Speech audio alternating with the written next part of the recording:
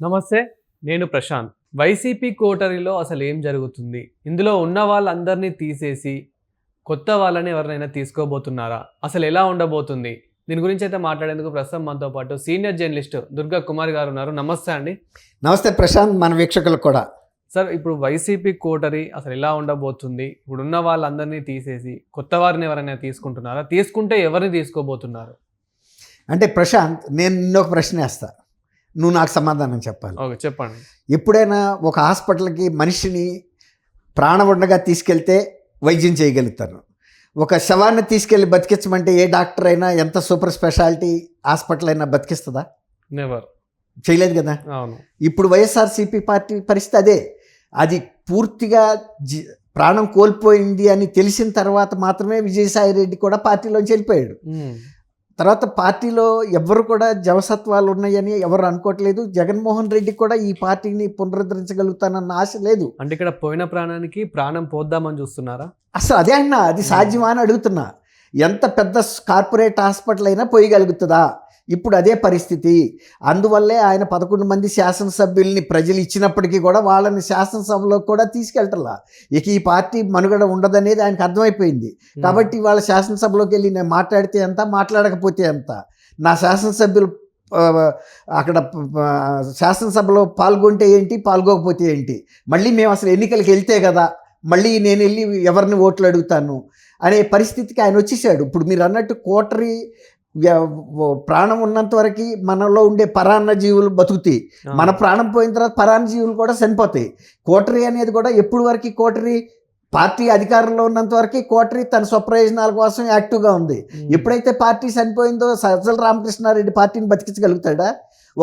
ఒక ఏనుగు కూలిపోతే ఎన్ని సీమలు కలిపి లేవగలుగుతాయి? లేపుతాయా? ఇప్పుడు 151 సీట్లు జగన్మోహన్ రెడ్డి గెలిచినప్పుడు ఈ కోటరీ ప్రమేయం ఏమైనా ఉందా? వీళ్ళు ఎవరన్నా వెళ్ళి ప్రచారం చేశారా? వీళ్ళు ఎవరన్నా ప్రజాక్షేత్రం నుంచి పోటీ చేసి గెలిచి వచ్చారా? వీళ్ళెవరిది లేదు. ఆ రోజున జగన్మోహన్ రెడ్డి అమలు చేయలేకపోయిన హామీలు ఇచ్చినప్పటికీ కూడా ప్రజలు నమ్మారు. ఎందుకంటే ఇప్పుడు ఎవరైనా ఒక వెండి పొయ్యి నువ్వు తయారు చేసి ఇచ్చావు, నేను బంగారు పొయ్యి ఇస్తానన్నాను, నన్ను ఆదరిస్తారా, నిన్ను ఆదరిస్తారా? బంగారు పొయ్యి ఇస్తానని చెప్పాను, నేను ఇస్తాడా ఇవ్వలేడా అనే ఆ లాజిక్ అక్కడ పనిచేయదు. ఎవరైనా ఆశాజీవులు ప్రజలు. కాబట్టి జగన్మోహన్ రెడ్డి ఇచ్చిన ప్రతి హామీని నమ్మారు, ఎన్నుకున్నారు. కానీ ఆయనలో ఉన్న అపరిచితుడు తన సొంత తల్లికి చెల్లికి కూడా తెలియదు. వాళ్ళు కూడా ఒక మంచి పరిపాలన ఇస్తాడనే ఉద్దేశం మీదే, మంచి ఉద్దేశంతోనే ఈయన్ని ముఖ్యమంత్రి చేయండి, రామరాజ్యం స్థాపించాడు, రాజన్న రాజ్యం. అంటే వాళ్ళ తండ్రి ఇద్దరు రాజన్న రాజ్యం. ఈయనంత దరిద్రపు పరిస్థితి అయితే లేదు. ఆయన అన్ని వర్గాల ప్రజల్ని వేధించలేదు. ఎవరన్నా ఆయన రాజకీయ ప్రత్యర్థుల్ని ఏమన్నా వేధించాడేమో కానీ అది కొంతవరకే. రాజశేఖర రెడ్డి గారు దిగువ స్థాయి, అంటే గ్రామ స్థాయి నుంచి ఆయన పెరిగి వచ్చాడు వ్యక్తి. అంతేగాని రాజారెడ్డి ఏమి ముఖ్యమంత్రిగా చేయలే. కానీ జగన్మోహన్ రెడ్డి ఒక ముఖ్యమంత్రి కొడుకుగా డైరెక్ట్గా పార్లమెంట్ సభ్యుడయ్యాడు. వాళ్ళ సొంత బాబాయిని బలవంతంగా రాజీనామా చేయించి మధ్యంతర ఎన్నికల ద్వారా కూడా అవ్వాలని కూడా ఆయన దౌర్జన్యం చేశాడు. ఇప్పుడు అలాంటి జగన్మోహన్ రెడ్డి ఒకసారి అధికారంలోకి రాగానే తండ్రి సాటు బిడ్డగానే కొన్ని వేల కోట్లు సంపాదించిన వ్యక్తి ముఖ్యమంత్రి స్థానంలోనే కూర్చుంటే లక్షల కోట్లు సంపాదించడం ఆయన తెలుసు. కాబట్టి ఆ అవకాశాన్ని పూర్తి స్థాయిలో ఉపయోగించుకున్నాడు. కాబట్టి ప్రజలకి మేలు చేసింది ఏం లేదు. కోటరీ కూడా ఆయనకి సహాయమే చేసింది. ఆయనకి కోటరీ నష్టం చేయలే. ఆయన డబ్బులు సంపాదించుకునే మార్గాలు, ఛానల్స్ని క్లియర్ చేసింది. ఎక్కడి నుంచి ఎంత రావాలి, ఎవరి దగ్గరన్నా డబ్బులు ఎగ్గొట్టుతున్నారా, గనుల మీద వాళ్ళు సంపాదించిన దాంట్లో మన షేర్ మనకు వచ్చిందా లేదా, కోటరీ ఆయనకి వ్యక్తిగతంగా లాభం చేసింది. కానీ పార్టీ నాయకుల్ని దూరం చేసింది, ఆర్థికంగా లాభం చేసింది. రాజకీయ పరంగా పార్టీ నాయకులు, ఎమ్మెల్యేలు ఆయన దగ్గరికి వెళ్ళలేరు. ఎట్లా అంటే ఇప్పుడు మనం దేవుడి దగ్గరికి వెళ్ళాలంటే పూజారి వరం ఇవ్వాలన్నట్టు జగన్మోహన్ రెడ్డికి పార్టీ నాయకులకి, ఎమ్మెల్యేలకి, ఎంపీలకి, కార్యకర్తలకి మధ్యలో వీళ్ళు ఒక అడ్డుగోడగా మిగిలారు. జగన్మోహన్ రెడ్డి వాళ్ళని ఎప్పుడు కూడా తీసేయాలని అనుకోలే. ఎందుకంటే ఆర్థిక వనరులని బాగా మానిటర్ చేశారు. తను అనుకున్నంత లక్ష్యాన్ని సాధించడంలో ఈ కోటరీ సభ్యులు వాళ్ళ శక్తి మేరకి ప్రయత్నించారు. కొంత ఆళ్ళు మిగిల్చుకున్నారు. ఎప్పుడైనా అన్నం వడ్డించే వ్యక్తికి చేతులకి కొంత అన్నం మెతుకులు అంటుకుంటాయి. ఆ అన్నపు మెతులు కూడా మనమే దులిపేయమని అడగటం సమంజసం కాదు, అవును. అవునా కదా. అట్లా వాళ్ళ శక్తి మేరకు వాళ్ళు సంపాదించుకున్నారు. కానీ అంతకన్నా కూడా తన లక్ష్యాన్ని సాధించడంలో టార్గెట్ ఎంతైతే ఎన్ని లక్షల కోట్లు సంపాదించాలనుకున్నాడో అంత సంపాదించాడు. తర్వాత అనవసరపు తలనొప్పి వ్యక్తుల్ని ఆయన దగ్గరికి పంపలేదు. ఇక్కడ వాసిరెడ్డి పద్మ గారిని మహిళా కమిషన్ అధ్యక్షురాలుగా పనిచేసిన ఆమె చైర్పర్సన్గా ఆమె ఏం చెప్పింది, ఏమన్నా ప్రజలకు సంబంధించిన అంశాలు లేదా పేదల మీద జరిగిన దాష్టికాలు, దళితుల మీద జరిగిన దాష్టికాలు, మహిళల మీద జరిగిన అత్యాచారాల గురించి ఏదన్నా సీరియస్ యాక్షన్ తీసుకోవాలని అడిగితే ఇలాంటివన్నీ నా దగ్గరికి ఎందుకు తీసుకొస్తావు, ఏదన్నా లాభం జరిగే ఆర్థిక అంశాలు ఏమి ఉంటే నువ్వు చెప్పు, అంతేగాని నా టైం వేస్ట్ చేయొద్దని చెప్పాడంట. అలాంటి జగన్మోహన్ రెడ్డి గారు కోటరీకి ఆయనకి వాళ్ళ మార్చి ఇంకో కొత్త వాళ్ళని పెడితే మాత్రం వచ్చే ప్రయోజనం ఏముంది? తను విశ్వసనీయత జీరో. ఈ కోటరీ సభ్యులు ఏమన్నా పార్టీని బలపరచగలుగుతారు? ఎవరన్నా కొత్త వాళ్ళని పెడతాడు. ఇప్పుడు జిల్లాలో ఉన్న అధ్యక్షులందరూ కూడా కాడి కింద పడేశారు. ఎందుకంటే అందరినీ అరెస్టులు చేస్తున్నారు.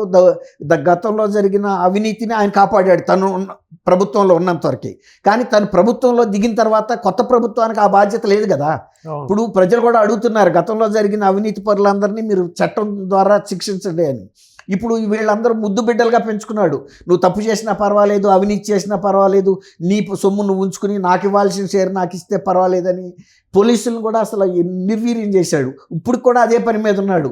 ఇప్పుడైనా కానీ కేసులు బుక్ చేసినా కూడా మిమ్మల్ని గుడ్డలోడ తీస్తాను, మిమ్మల్ని కక్కిస్తాను, 7 సముద్రాలు 7 సముద్రాలు దాటి ఉన్నా కూడా మిమ్మల్ని లాక్కొస్తాను, తర్వాత మీరు రిటైర్ అయ్యి వెళ్ళిపోయినా మిమ్మల్ని వదలనని బెదిరిస్తున్నాడు. ఎందుకు బెదిరిస్తున్నాడు? కనీసం ఈ తన హయాంలో జరిగిన తన పార్టీ కార్యకర్తలు నాయకులని కేసుల్లో బుక్ చేయకుండా ఉంటే కనీసం వాళ్ళు ఏదైనా కొద్దిగా యాక్టివ్గా పనిచేస్తారు. ఈ భయానికి అందరూ ముడుచు కూర్చున్నారు. ఇది ఇప్పుడు పోలీసు వ్యవస్థని దెబ్బ కొట్టడం ద్వారా కేసులు బుక్ చేయకుండా ఉంటే మళ్ళీ ఏదన్నా పునర్జీవం వస్తుందా అని. ఇప్పుడు శవాన్ని తీసుకెళ్లేటప్పుడు పాడి అక్కడక్కడ ఆగి కాణీతో అంటే రూపాయి కాయిన్తో కొడతారు, అంటే అప్పుడు విని లేస్తాడా అని. అట్లాంటిదే ఇది. దాన్ని ఏమంటారంటే దింపుడు కళ్ళెం ఆశ అంటారు. జగన్మోహన్ రెడ్డి గారు ఏం చేస్తున్నాడంటే ఈ పోలీసు వ్యవస్థల్ని, ఇతర రాజ్యాంగ వ్యవస్థల్ని సైలెంట్ చేయటం ద్వారా వాళ్ళ కార్యకర్తల్ని, నాయకుల్ని తన్ను రక్షించుకుని ఏదన్నా పార్టీ పునరుజ్జీవం అవుద్దాని. కానీ రాజ్యాంగ వ్యవస్థల్ని ఎవరు కూడా ప్రభావితం చేయజాలరు, కొద్ది రోజులు చేయగలుగుతారు. ఇప్పుడు మిథున్ రెడ్డి కూడా ఎందుకు భయపడుతున్నాడు? ముందస్తు బెయిల్ సుప్రీంకోర్టు ఇచ్చినా అది శాశ్వత బెయిల్ కాదు, అది తాత్కాలిక బెయిల్ మాత్రమే, టిల్ ఫర్దర్ ఆర్డర్స్. మేము మళ్ళీ ఆదేశాలు ఇచ్చేంత వరకు, అంటే మళ్ళీ ఆదేశాలు ఇచ్చే అవకాశం ఉంది, మళ్ళీ పునరాలోచన చేసే అవకాశం. కాబట్టి వాళ్ళ జగన్మోహన్ రెడ్డి గారు కోటరీలో వీళ్ళని తీసేసినా కొత్త వాళ్ళని పెట్టినా, ఇప్పుడు చనిపోయిన వ్యక్తి రక్తం మొత్తం తీసేసి కొత్త రక్తం తీస్తే బతుకుతాడా మనిషి? లేదు. సేమ్ అలాంటి విఫల ప్రయత్నమే ఇది. ఆల్రెడీ మనం వైసీపీలో చూస్తూ ఉన్నాము, ఎంతమంది మీద కేసులు అవుతున్నాయి, ఎంతమంది అరెస్ట్ అవుతున్నారు, మిగతా వాళ్ళు వేరే పార్టీలో చేరుతున్నారు, హాస్పిటల్ పాలవుతున్నారు. అదే అన్న, ఇప్పుడు చనిపోయిన శవంలోంచి రక్తం మొత్తాన్ని డ్రైన్ అవుట్ చేసి మళ్ళీ కొత్త రక్తం ఎక్కించినంత మాత్రాన ప్రాణం అయితే రాదు కదా. ఇప్పుడు అలాంటి విఫల ప్రయత్నం చేయటంలో ఇప్పుడు ఆశ దింపుడు కళ్ళెం ఆశ అనేది ఎవరికైనా ఉంటుంది. మనం కూడా మన బంధువులు ఎవరైనా చనిపోయినప్పుడు తీసుకెళ్లేటప్పుడు పూర్వీకుల నుంచి ఆ రోజుల్లో స్టెథోస్కోపులు ఇవన్నీ లేవు కాబట్టి ఖచ్చితమైన నిర్ధారణ జరిగేది కాదు. అయినా తీసుకెళ్లే లోపు 3 సార్లు అట్లా ఆపి ప్రయత్నం చేయమనేవాళ్ళు, ఏదైనా బతుకుంటే ఏదైనా గుండె కొట్టుకుంటే బతుకుతాడని. ఇప్పటికీ అక్కడక్కడ ఒక్కోసారి జరుగుతున్నాయి కానీ బట్ వైఎస్ఆర్సీపీ పార్టీలో అది జరిగే అవకాశం అయితే లేదు. Thank you sir. Thank you Prashant, మన వీక్షకులకు కూడా.